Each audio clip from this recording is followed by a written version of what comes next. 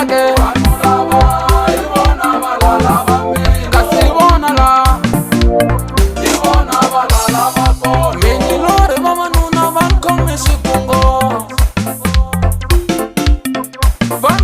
xikungo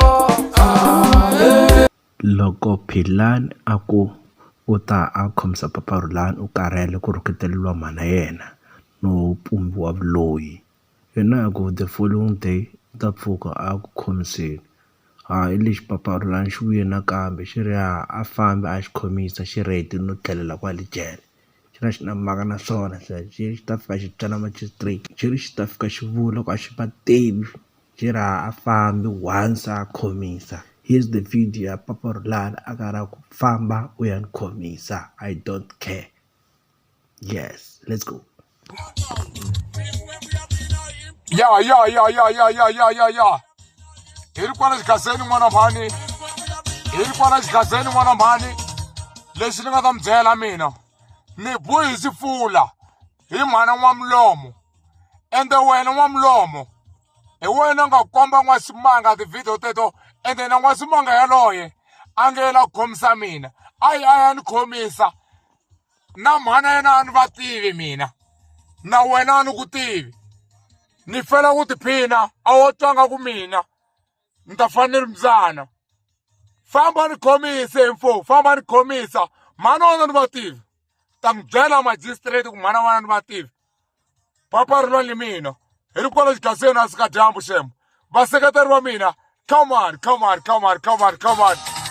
yo kona famba ni khomisa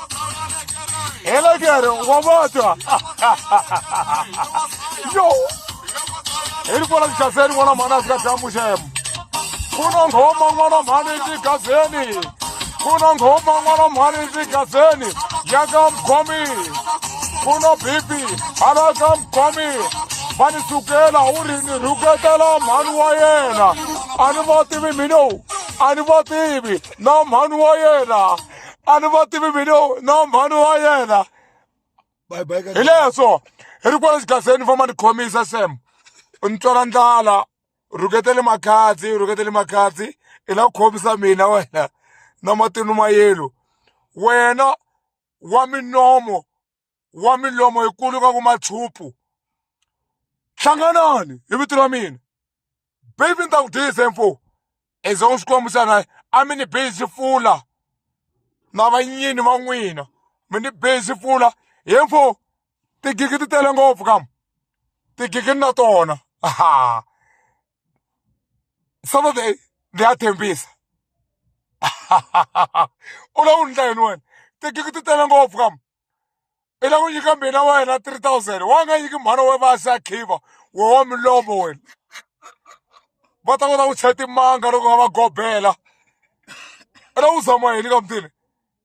hlanganani hi vito ra mina mfo famba ni khomisa mhana wa ni va tivi mina famba ni khomisa mhana wa wena ni va tivi i ta byela magistrate ni n'wi hlamula yo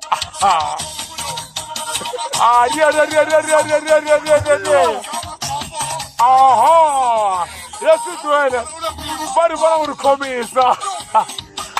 yo n'waximanga wa ka mkhomi n'waximanga wa ka mkhomi u lava ku ni khomisa yo wa ni sukela lava ku ni khomisa wa ni sukela na n'wamilomo yo hi leswo bye ka gaza vaseketeri va mina na mi rhandza a heli mi ya tsaka thembisa hi leswo Wena Machimba.